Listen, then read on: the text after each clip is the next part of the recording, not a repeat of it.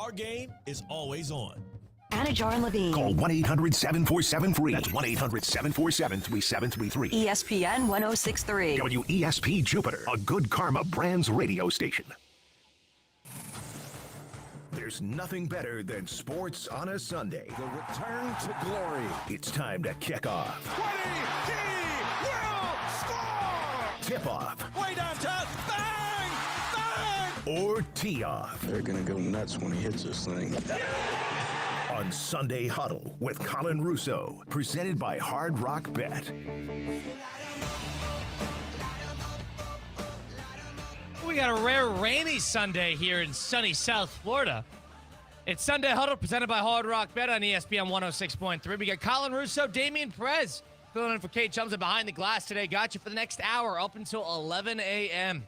Hope you're enjoying your Sunday drive. Hope you enjoyed your weekend. The last weekend of the month of March. This month has absolutely flown by because you get great sports to carry you through the weekend, including what we have later on today with the Elite Eight, really getting into the fold of this with back-to-back should be very good games, including with Michigan and Tennessee, and then UConn and Duke. We've had a full packed slate of college basketball throughout the weekend from Thursday, Friday, and Saturday. And the Sweet 16 was great for the most part. All these games were very, very competitive, especially that Purdue-Texas game. The Illinois-Houston game was a slow burn. Iowa, both games they have played against Illinois and Nebraska were great. And then yesterday's game with Purdue and Arizona. Arizona pulled away late, dominated the second half, but a very competitive, very fun, I would say about 25 minutes of that game. Damian Perez, welcome on into the program. First things first, we are presented by Hard Rock Bet. Go download the Hard Rock Bet app today. And if you want to bet on the Elite Eight, your team's already eliminated, your bracket is already busted, and you're looking for a way to get into the game, I'll give you an easy one. You go download the Hard Rock Bet app today because your first 10 bets for new bettors, a maximum $50 bet. If you win any of those first 10 bets, you get your winnings doubled. That's right. With a maximum of $50 bet, you get those winnings doubled of the first 10. Do it on the app. Go refer a friend. Get $50 in bonus bets immediately deposited into your account. If you don't even know what to bet, check out the Discover page. You can see what other users are putting together in terms of their parlays. Tap and tag along on their stuff. Do futures with MLB. You get baseball games every single day. Do player props, game by game, league by league. Parlay it all together. Do what you want.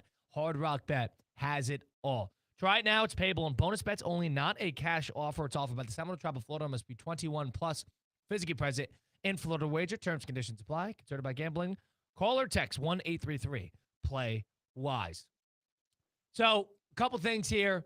Baseball is fully is on the road now. We're rolling on the baseball MLB side of things, regular season. NBA's rolling. College basketball, we're looking at the last 5 games of the entire college basketball season from today, from next Saturday, and then next Monday. Let's start with what we saw yesterday. Damian's a Florida fan. We've talked about who we think's going to be the best, who we think's going to be the strongest team. I don't think there's any consideration at this point in time that there is a stronger team than Arizona right now in the NCAA tournament. Would you agree with this? Good morning, Kyle. I would definitely agree. I think what we've seen from Arizona, I mean, they're just so complete, top to bottom. They had a slow first half yesterday, just like Illinois did, but they really showed what they're capable in that second half. Just absolutely dominated Purdue. Yeah, the thing about them, they're big, they're strong, they get to the free throw line. You know, they crash the boards. They got guys who all of them go to the basket. They got 7-8 guys who could score. It's an old school team. You know, this is a team that would dominate if it was 2007 or 2006. Inside the three-point range, inside the free throw line. You know, big lineups with Awaka, Pete, and Krivas. This is a fun team. This is a classic NCAA tournament team because there are certain teams where if they love shooting threes, it's fun, but they're volatile, right? Iowa's one of these teams. Iowa shot the crap out of the ball against Nebraska. You know, they shot the crap out of the ball against Illinois. But the second those threes stopped falling in the late part of the second half, that's when everything sort of went awry and went off the axis. Illinois is somewhat similar. They could score a little bit better, but there are a lot of teams throughout the tournament that were like this, that they needed to hit their threes to win, Arizona is one of those teams that they don't have to hit their threes to win, and therefore I think that makes them very dangerous. Are they your favorite to get to not only beat, let's say, a Michigan in the Final Four, but to win the whole thing?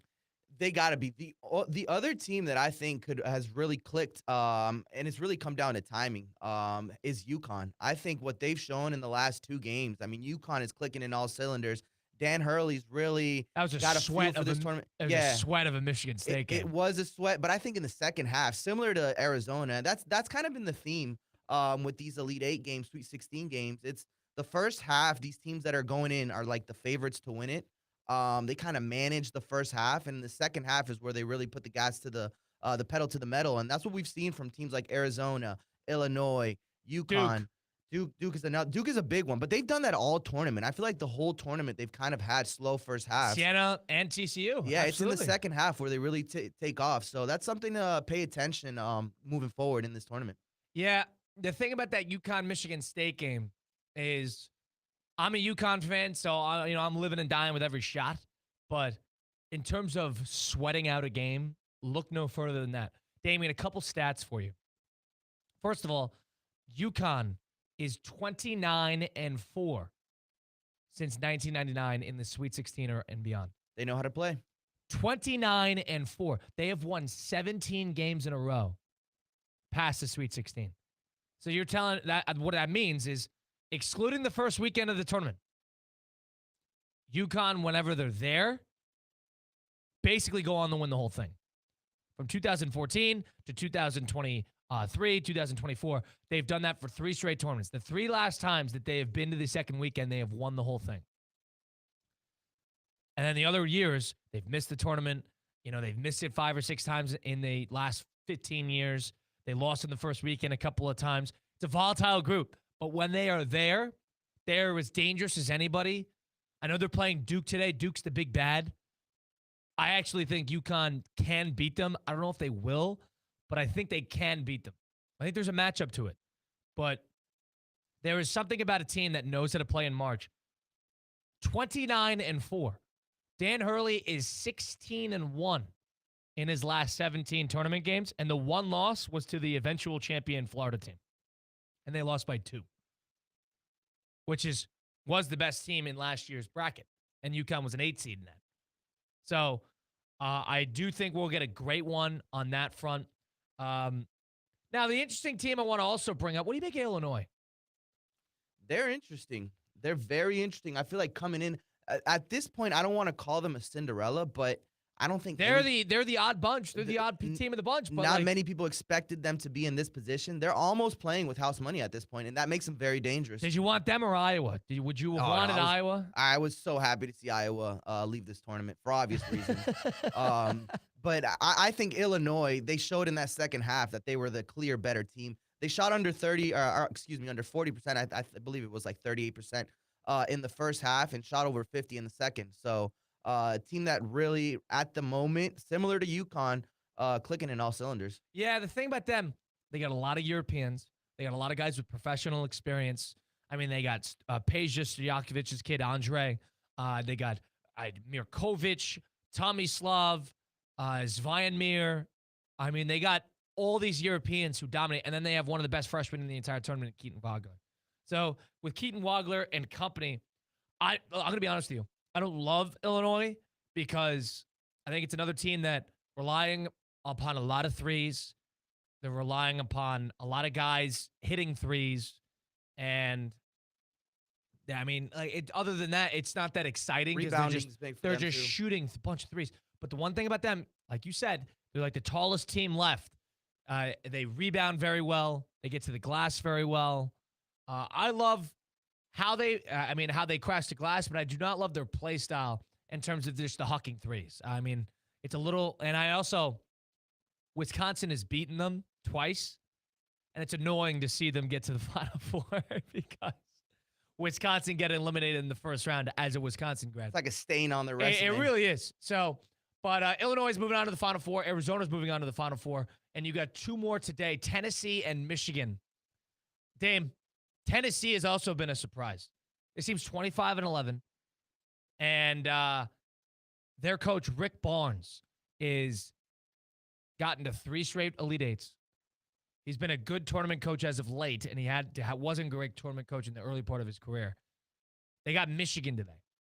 I do not need to see Tennessee move on. That's another team that I cannot stand. Yeah, and that's another team that is great at rebounding. I think that is one of their biggest advantages. That's been the theme of the tournament. Yeah. Size prevails. But against Michigan, it's going to be tough because Michigan is a great shooting team. They shoot over 50% in the tournament. So if you're really going to depend on offensive rebounds and rebounding in general, I mean, it's going to be a tough one for Tennessee tonight. Yeah, Tennessee is a team where they have one star freshman in Nate Ament, who I think stinks. And they have a bunch of other guys who just have major size, good going to the basket, and a couple guys who get a 3. This is, in my opinion, where the luck runs out, because I think the world needs to see Arizona versus Michigan. Yeah. We need to see that. Michigan matches up pretty well with Arizona. They got experience. They could shoot. They got size. They're not going to be punked. Has this also become like a theme in this tournament where it's like before you saw the teams of all freshman teams kind of make runs? Now it's kind of teams that have the experienced guy that know how to play the tournament.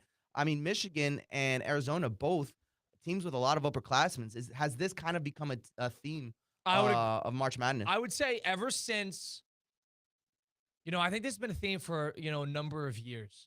And I'm trying to come up with a year for it. I would say ever since the Villanova team started to win. And Villanova won in 2018. I know they won in 2016 on the game winner. But that 2017, 2018 year where North Carolina won and Villanova won, those teams, remember, that was Jalen Brunson, that was Phil Booth, Omari Spellman, Eric Pascal, Dante DiVincenzo. That was a lot of guys who had been there for a number of years. Mikal Bridges, another good one.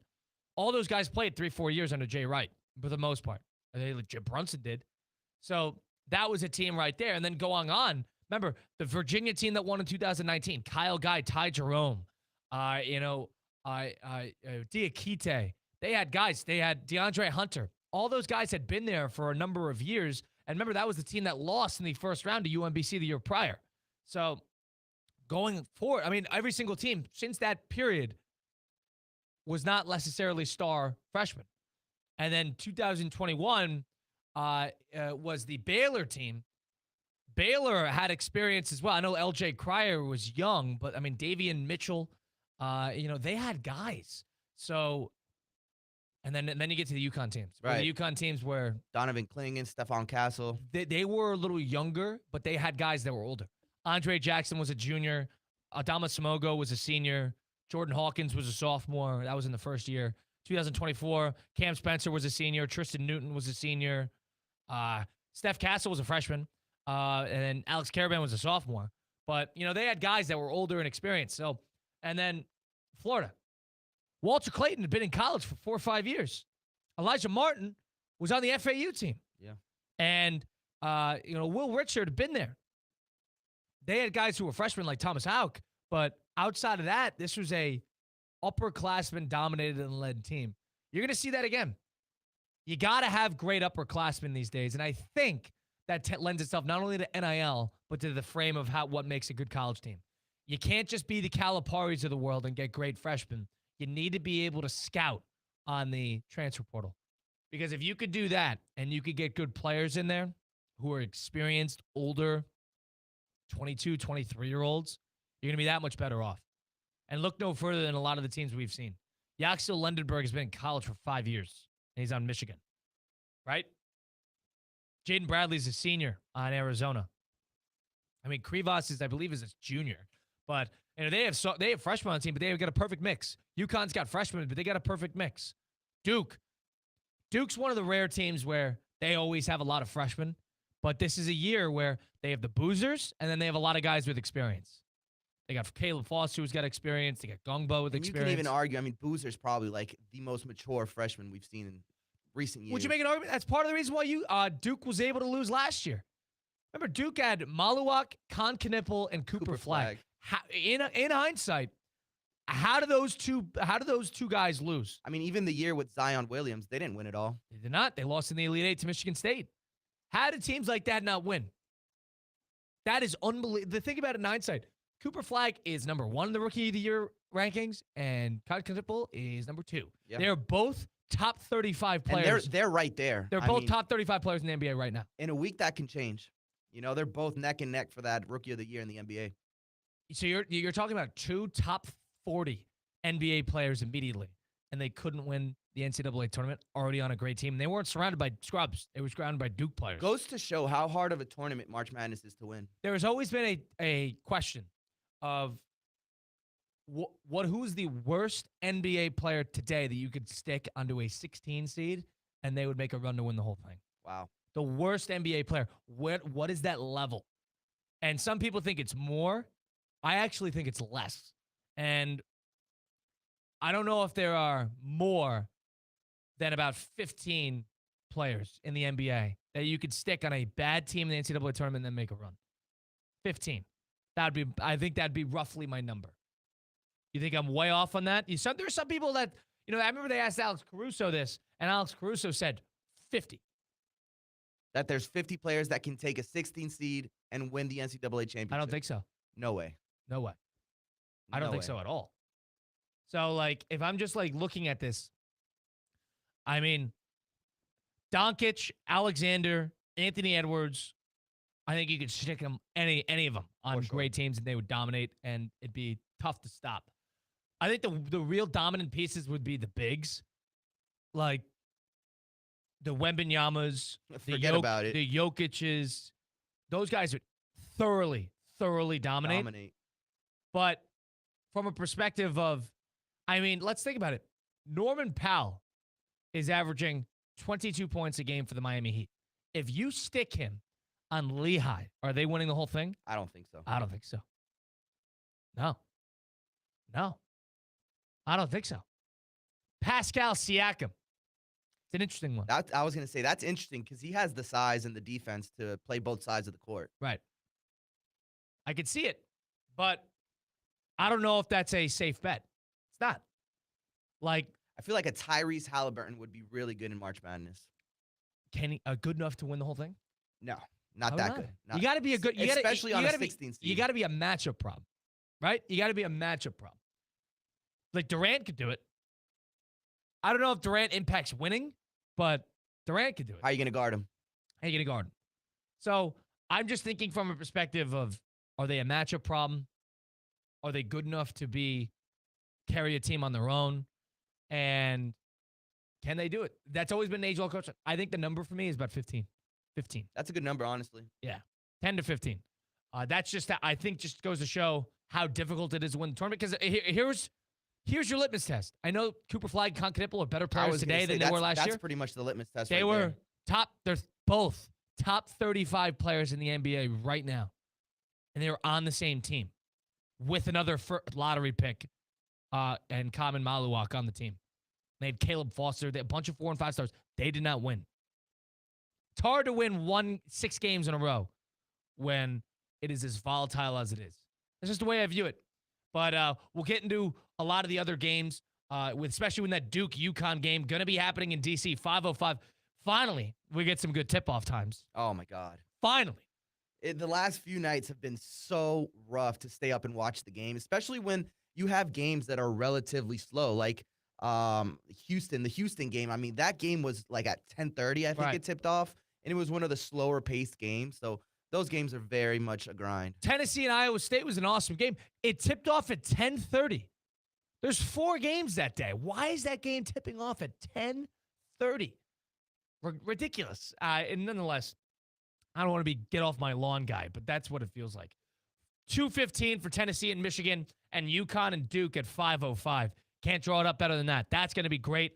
Looking forward, especially to that UConn and Duke game. UConn and Duke, the last time they played is 2015, and they've played in a number of big games. Remember, UConn had the upset in 1999, one of the great Duke teams ever that didn't win. UConn was able to steal that. UConn-Duke played in 2004. They played in 2014. They played in a number of different big-time tournament games, Final Four. Duke has won the last 2. UConn won the previous 3. So they split it.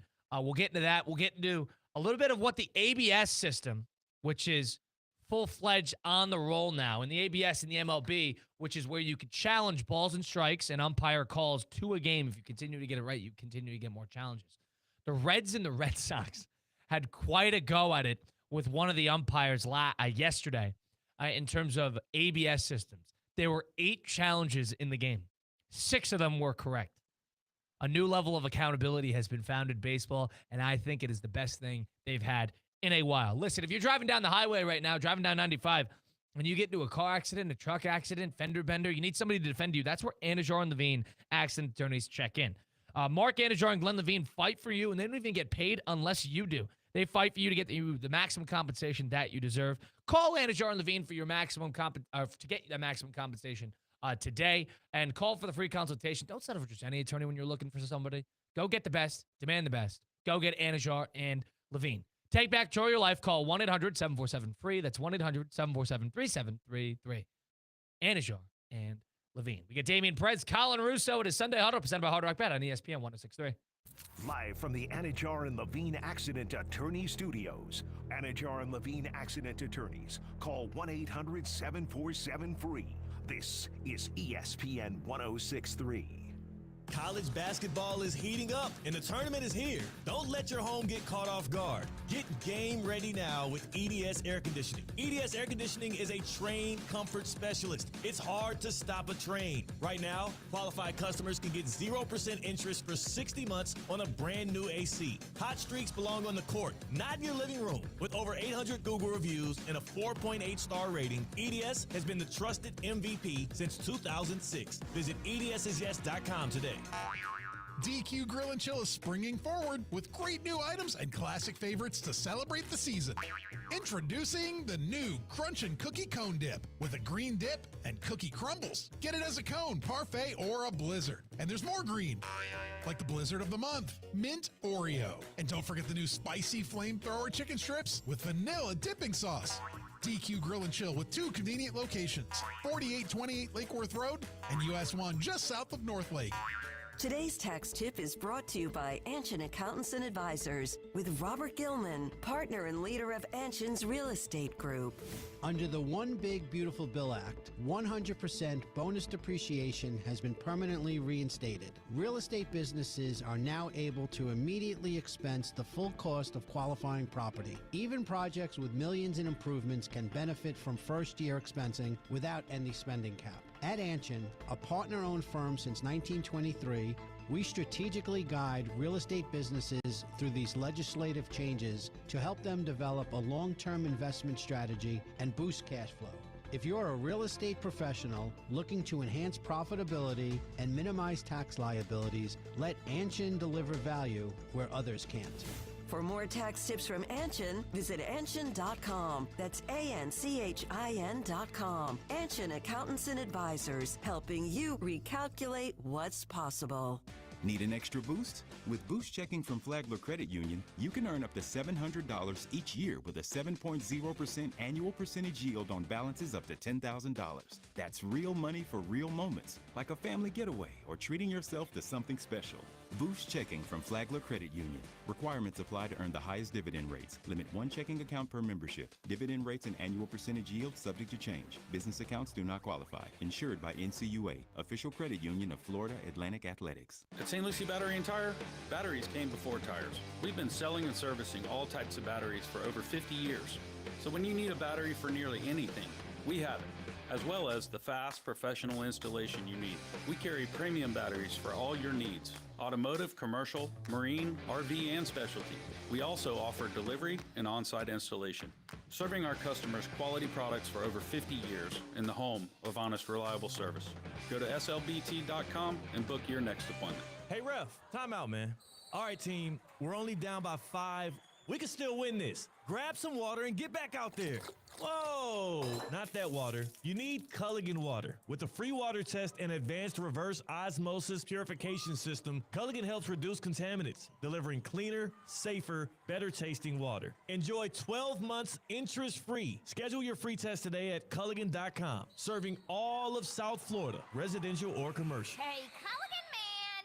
Want to accelerate your career as a manager or executive in the exciting industry of sports? Florida Atlantic University's MBA in Sport Management program is ranked #1 in Florida and 10th in the world. Students learn practical and applied skills from top faculty and experts who work in the industry. With a 94% placement rate for all grads, the full-time MBA program sets students up for success in the world of sports. Check out Florida Atlantic University's MBA in Sport Management program today by going to business.fau.edu.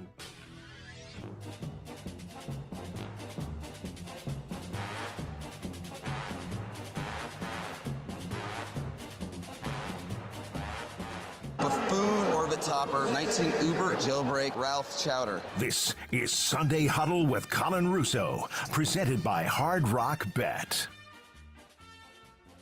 Sunday Huddle, presented by Hard Rock Bet on ESPN 106.3 with Colin Russo and Damian Perez, presented by Hard Rock Bet.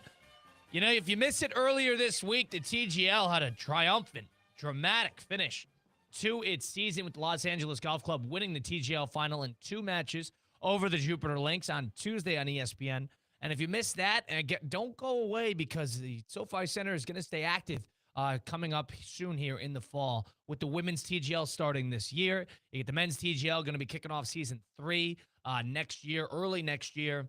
You got more teams being added, more players being added. It's the PGA's tours that you can see on the course and in the arena in prime time on TGL at SoFi Center, just north of here in Palm Beach Gardens. Go to tglgolf.com to get more information today because TGL is expanding. TGL is getting bigger, better, and all these star-studded golfers are playing hard, and they're into it as much as you can find. So that's what you got at TGL. I know the season's over, but stay tuned because next year is just around the corner. TGLGolf.com to get more information today. Go get your gear. Go check out all the teams. Go check out all the golfers. That's what TGL is. Up there at the SoFi Center in Palm Beach Gardens. All right, Damian. So the MLB season started this weekend, and with this, a new system. The MLB's been very good about adding different things to the sport. Pitch clock a couple years ago, universal DH, whatever you want to call it. It's all been very successful. Most of it. And I think they nailed it with another one here. The ABS system. The ABS system is akin to, a tennis match where you could challenge if a ball was in or out, and they have that slow motion replay. We see on the actual broadcast the box on the screen that shows us if it's a ball or a strike. It should allow these players a chance to challenge umpires' rulings of balls and strikes. They've announced this. Each team gets 2 of them per game, and if they continue to get it right, they continue to get these challenges back. And it's a newfounded way to establish a little bit of accountability with the umpires. But on top of that, it's a newfound way for the crowd to get into it. Now, I want to point out a specific situation. There was a number of different ones yesterday. Randy Arozarena was one yesterday against the Guardians where he challenged it on a called strike 3 on a full count, and he thought it was a ball. He challenges it, and then he starts taking off all of his gear to take first while they're going through the review. Absolutely sure. And he was right. He was right by a couple of inches, but he was right. So let me point you to the Reds-Red Sox game in Cincinnati yesterday. 6-5, 11th inning, a very good baseball game yesterday.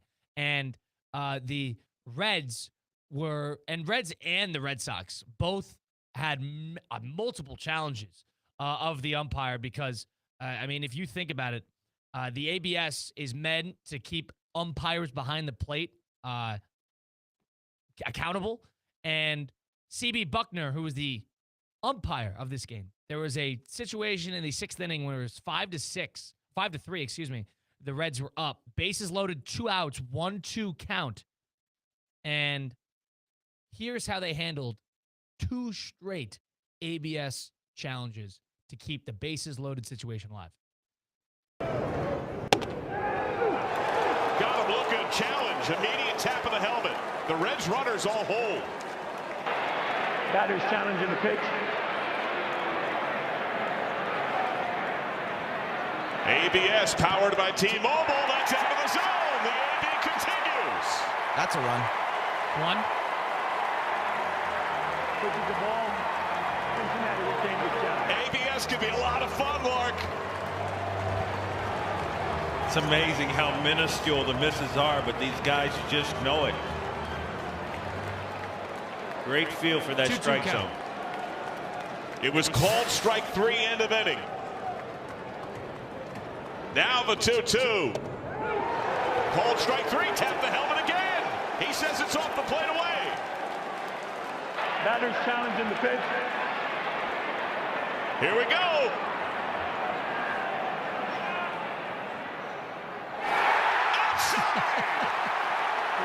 The loudest cheers of the game. The Reds have hit 2 homers, come on back-to-back challenges. Look no further than that. Oh, wow. You want to add something to baseball? Give the crowd a reason to cheer. And that's exactly what they have done with this ABS system. If you've missed any of that, so what happened was the batter challenged 2 straight pitches at a 1-2 count to start, both called strike 3, challenged both pitches consecutively with 2 outs and the bases loaded, bottom of the 6th. And he won both of them to keep the at-bat alive. And the second time he challenged it, the second pitch in a row he challenged it, CB Buckner, who is the umpire behind the plate, was visibly annoyed that this guy was, I mean, the way he called the strike, it was like... He was visibly annoyed. And the Red Sox were in a tough spot because the Red Sox wasted 2 challenges earlier in the game. And this guy was off the plate all game long. It's a little bit of like a public humiliation ritual for these umpires. Because this umpire now is sitting there having to, basically admit fault when he never had to do it previously. Back to back. I mean, you're talking about 6 challenges overturned in one game. 6. And they had more that they could have challenged, but they didn't have any challenges remaining. It's one of the better things baseball has done in quite a bit. And very funny how the crowd is getting so into it. Arozarena had one yesterday. I mean, I'm sitting here from a perspective of what can baseball continue to add? And I think the one thing about baseball is the human element is the traditionalist way of viewing it, but adding a way to create a guardrail, to create a default, to add an element of correction to the human element of baseball, I think just makes it that much better. You could challenge whether guys are safe at home plate or safe at second or safe at first. Now you could challenge whether balls or strikes are called correctly. Baseball needed a little bit of a market correction on challenging plays, and I think it adds a little bit to the drama of the game because when you use them, how you use them, the crowd momentum you get via using them, it adds a whole new element to baseball.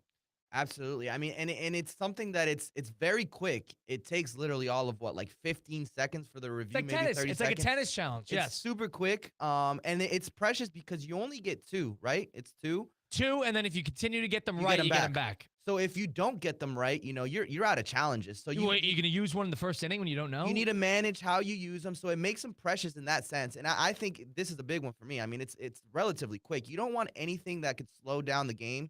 Someone that watches a lot of world football, that does happen with VAR. It kind of slows it down. It takes like 5 minutes for them to come to a decision. This one, the ABS system, it's quick, 30 seconds to 60 seconds, and they have a decision. And like you said, it gets the crowd into it as well. That's a good point. We don't want review systems. We don't want challenging a pass interference on the field where they're going to take 5 minutes to subjectively come up with a conclusion. You get something that's clear. You have the technology for it. There's cameras for it. I mean, the broadcast measures it properly. You can see where the ball is on the broadcast and whether it's off the plate or not. And that's a big word, subjective. It's not subjective. It's Not either subjective. a strike or a ball. There's no in between. That's it. So I like the fact that they've added this. Hopefully it keeps the umpires a little bit more accountable. Now the question is, if you have umpires who get, like CB Buckner yesterday in that Red Sox game, who gets challenged to Kingdom Come and they continuously gets overturned, the MLB has to look at these umpires. It's a report card, right? In a way, yeah. Send them down to AAA. If you don't perform at a baseball diamond, if you're a player, you get sent down. You get designated from assignment. AA, AAA, whatever it might be. If you're not good enough, send them back down. I'm sure there are umpires waiting in the wings in the minors that are looking for their opportunity to move up to the majors who could call better games than a lot of the guys who are tenured in the Major League Baseball right now. You're telling me that we can't have the same system? I know they're unionized and they're going to defend it and yada, yada, yada. Point being, that's an unacceptable performance by an umpire. How many playoff games have been decided by terrible umping? Terrible. A lot.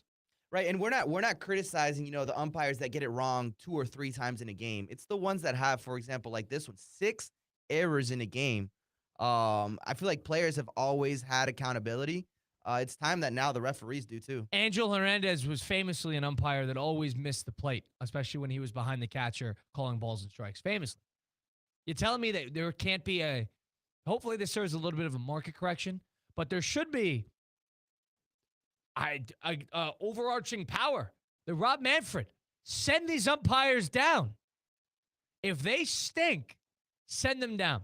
Now, the interesting thing I think we're going to see over the course of the season is, number one, how teams use their challenges, what parts of the games they use their challenges.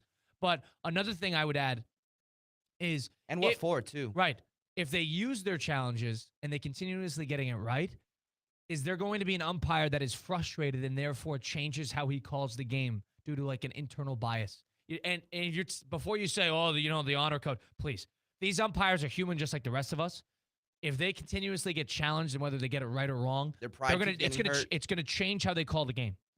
It's gonna change how you call the game. Just an inconceivable bias. So I don't think that's impossible, and I wonder if we're gonna start seeing themes about these umpires who start to get it frustrated.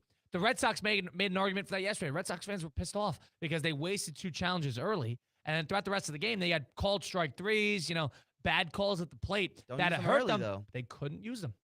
But that's where they become precious. I mean, you got to kind of manage the situation of the game, too. I mean, we see it in the NBA all the time. There's plays that if they challenge, they probably would win it, but it's at the point in the game where it really doesn't matter. You need to learn when to use them, when the game is at the point where it matters the most to challenge a play. It's a new element of how to manage a game. Who on the baseball diamond are you going to allow to challenge it? Or is it only your experienced hitters? That's a good point. Are you only going to let your guys who have hit for, 10 years, 5 years to be able to challenge at the plate? You're going to let the rookie go waste one? You're going to let the rookie pitchers, catchers go waste one? Is it going to be a managerial decision completely? I think how teams handle that, especially once you get closer to the postseason, it's going to be a fascinating dynamic. It's another thing that people can get into in the baseball.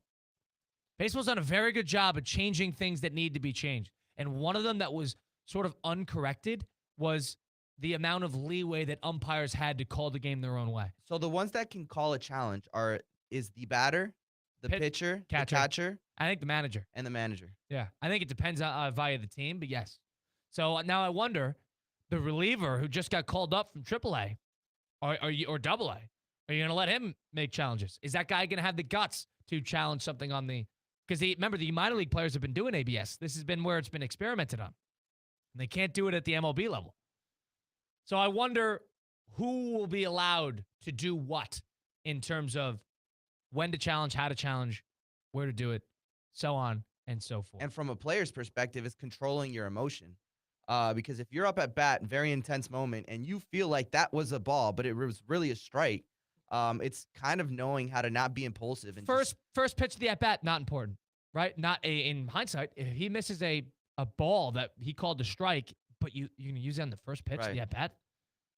I mean, whereas 3-2, 2 men on, bases loaded, determines whether it's bases loaded or not with 2 outs, yeah, you're going to use it. We're going to use it twice. And Eugenio Suarez did that yesterday with the Cincinnati Reds. He didn't even hesitate, too. Good. I love it. They probably knew. And it's a new level of accountability for these umpires. Now, baseball, there are up-and-comers. 29-year-old umpire who's a star in the minor leagues. Send him up and send the guys who have been tenured down to minors. You want to go grade them. There's a great Twitter account called Umpire Report Cards, and they post their report cards after every game and how many calls they missed, balls and strikes, misses, where the misses were.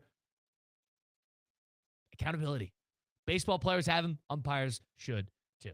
Damian Perez, Colin Russo on the other side of things. We'll make our picks for the day. We'll pick the Elite 8 games that we have remaining, and we'll put together a little bit of a parlay action. Should be a lot of fun. Stick around for it. Sunday Huddle, presented by Hard Rock Bet and ESPN 106.3.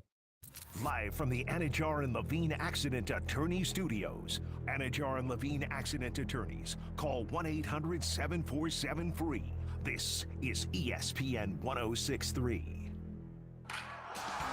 Minor League Baseball is in full swing at Roger Dean Chevrolet Stadium as the Palm Beach Cardinals take the field on opening weekend, Thursday, April 2nd through Saturday, April 4th. Opening night features a Hawaiian shirt giveaway to the first 500 fans, and Saturday, April 4th, is the debut of the Palm Beach Frozen Iguanas, Minor League Baseball's coldest alternate identity, presented by Iggy Trap. To purchase tickets and find out more information, go to RogerDeanChevroletStadium.com. Ready to take on any terrain? The all-new 2026 Defender 110 P300S is here.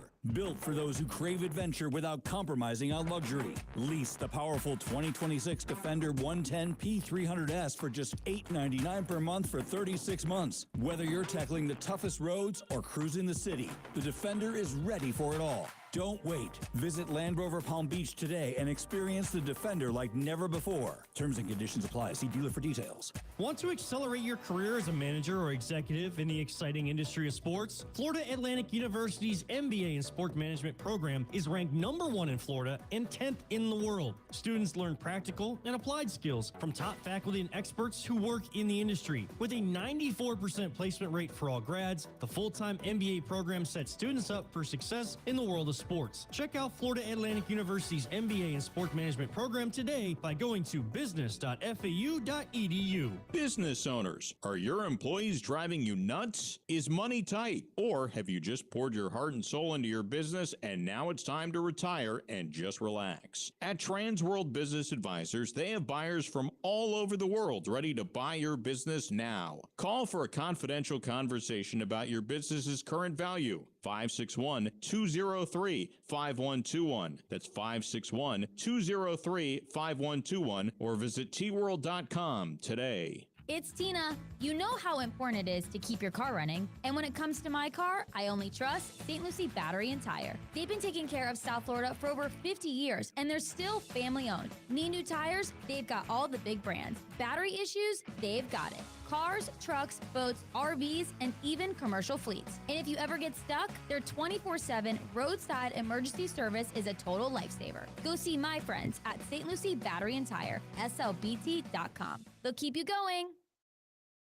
Need an extra boost? With Boost Checking from Flagler Credit Union, you can earn up to $700 each year with a 7.0% annual percentage yield on balances up to $10,000. That's real money for real moments, like a family getaway or treating yourself to something special. Boost Checking from Flagler Credit Union. Requirements apply to earn the highest dividend rates. Limit one checking account per membership. Dividend rates and annual percentage yield subject to change. Business accounts do not qualify. Insured by NCUA, official credit union of Florida Atlantic Athletics. DQ Grill and Chill is springing forward with great new items and classic favorites to celebrate the season.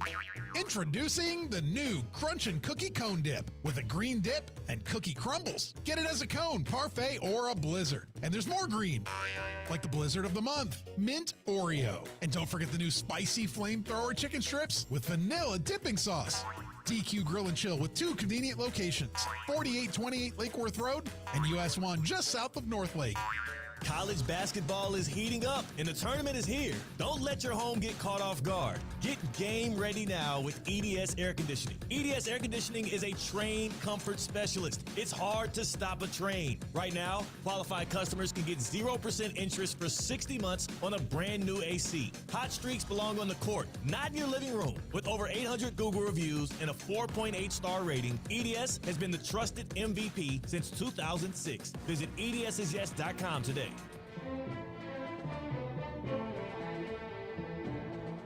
Near left, H2 chip, double drag, goes, halfback balloon, dummy spot call, hard 3. This is Sunday Huddle with Colin Russo, presented by Hard Rock Bet.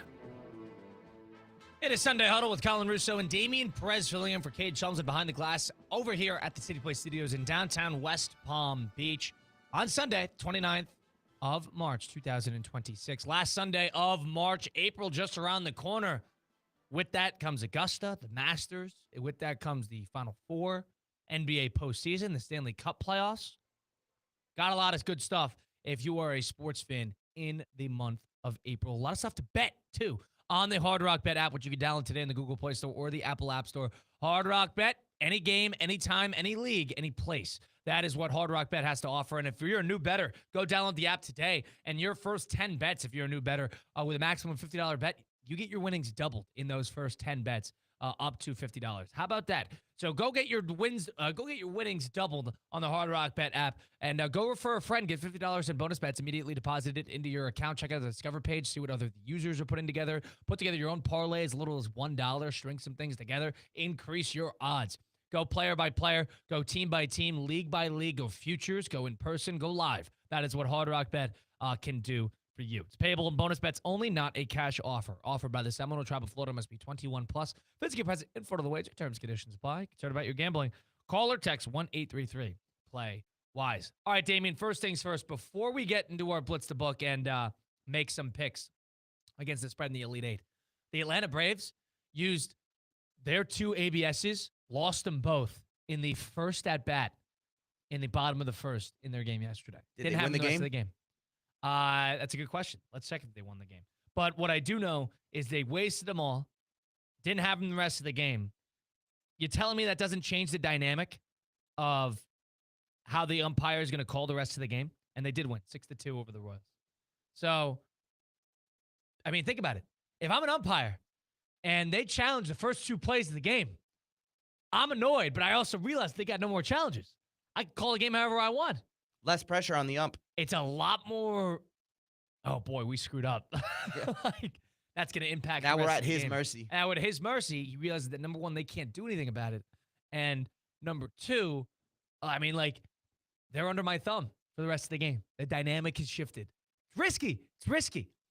Very interesting to see by the time playoff time after 162 games, how teams can utilize and manage their ABS. But, you know, system. we criticized the ump, but this was an occasion, this was a scenario where the ump was actually right. Right. So, and he's right. And it's a little, if I'm an ump, like, I could bully this team for the rest of the game. And it's a good thing or it's a bad thing. It adds a new element to baseball that I think is a lot of fun. So, therefore, we'll see what happens running with that. But we got the Elite Eight tonight. UConn, Duke, Michigan, Tennessee. Let's blitz the book with Hard Rock Bet.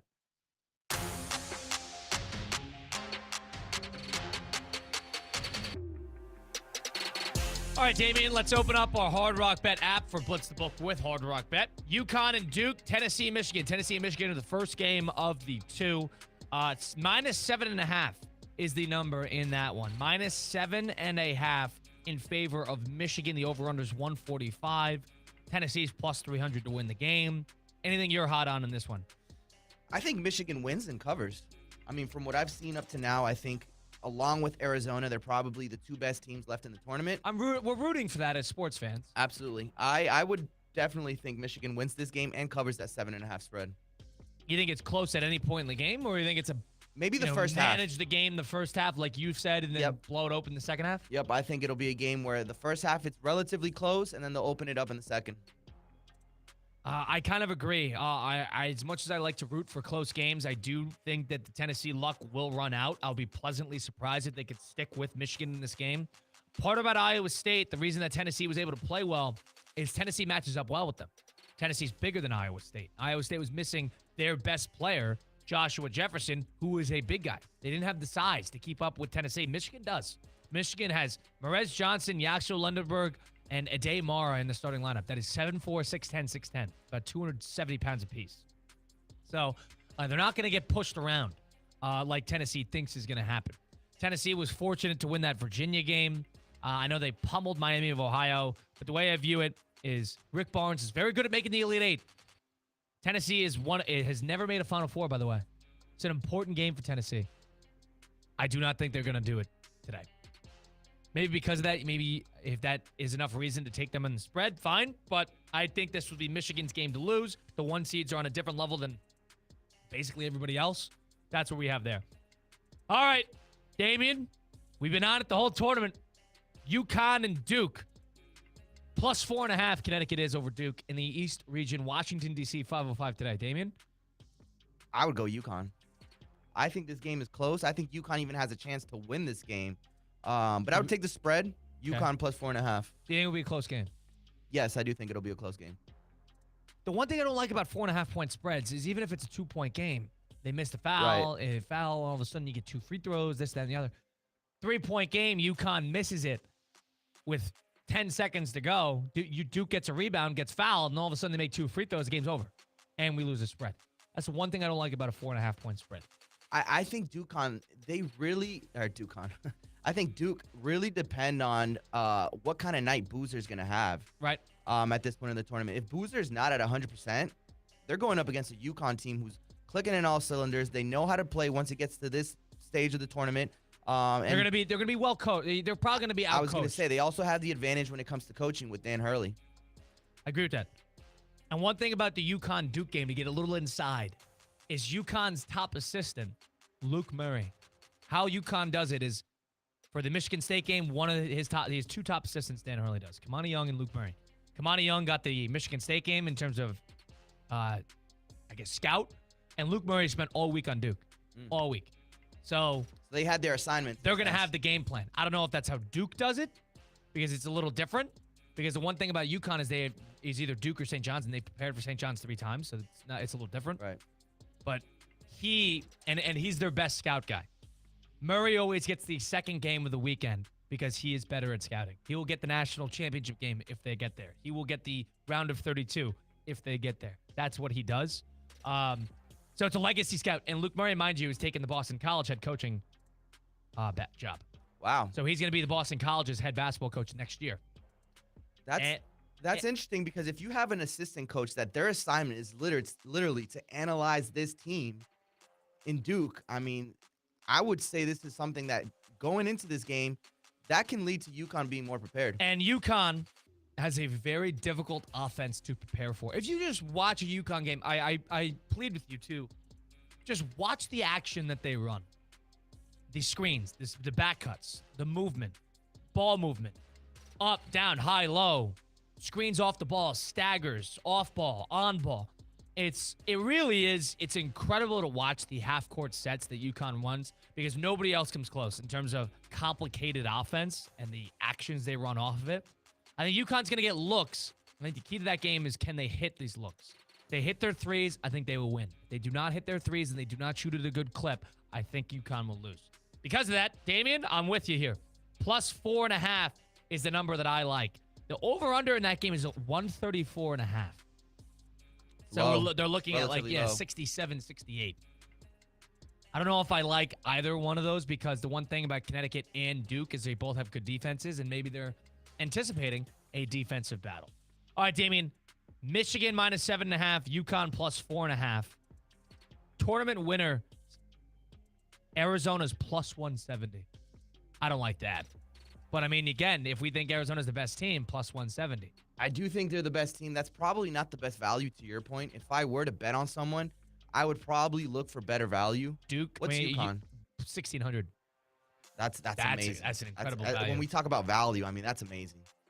If they get past Duke, that's going to shoot up to plus 300, plus 200 probably. And remember, UConn beat Illinois in the regular season. Right. Wow. I might even dabble in that. Won't take you here with our parlay, but I might take that. Jeez. All right, so we got a little bit of a parlay. Easy parlay today.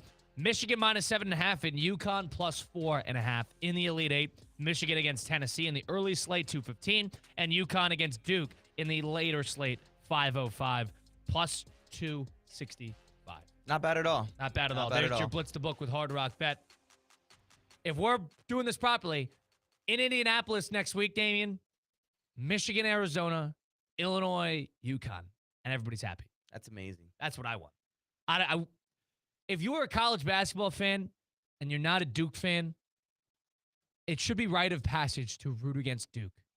Because rooting for Duke is like rooting for Alabama football when you're not an Alabama fan. You know? Or rooting for Notre Dame football when you're not a Notre Dame fan. You can't do it. You can't do it. It's sacrilegious to the sport. Duke needs to lose. They cannot make the Final Four again. UConn's got to do it. And it's funny. UConn's playing Notre Dame in the women's side today, and they're playing Duke in the men's side today. And I think God and the devil. And I think Duke being in the tournament is kind of protecting UConn from being that team, you know? Because if Duke wasn't in the tournament, all eyes would be on UConn, I think, with their recent success. One thing you got to add here, I'll tell you, Hurley's going to get a technical today because Duke's whistle that they get, the calls, the fouls, the amount of times they get to the free throw line, especially with Boozer banging down low. What they get away with comparatively. That Duke whistle is real, and UConn gets a terrible whistle consistently. This is going to be a very big problem. But that is going to be when UConn is in foul trouble 5 minutes into the game. Then we're in a lot of trouble. I think in a way, UConn kind of feeds off of Dan Hurley's intensity when he does get those technicals. I mean, we saw it last game. He was pumped up after a huge three. From solo ball. Yeah, where he was chest bumping his players. Players really feed off of that, and Dan Hurley does a good job of doing that. I agree with that. The one thing about it is I'm nervous about whether they could keep up with this It'll whistle. be a close game. You can't give away points, especially when a technical's two free throws. I'll tell you right now, Duke will have 15 to 20 more free throws than UConn. I will guarantee it. They have 15 to 20 more free throws. Can UConn nullify that? If they can, they could win. They hit their threes, they could win. If they get their looks and do not convert, I think this is Duke's to win. And to that point, stay out of foul trouble. That'll be important. Foul trouble. Terrace Reed, stay on the court. That is Damian Price. Appreciate him keeping us up over the airwaves today in favor of Cade Chumsman. Enjoy your Sunday. Enjoy the Elite Eight today. I know it's a windy, rainy Sunday morning here. Last Sunday of March. We'll see you next week. We'll do some Final Four action with that. This has been Sunday Huddle, presented by Hard Rock Bet. We'll see you next time. It's been Colin Russo on ESPN 106.3.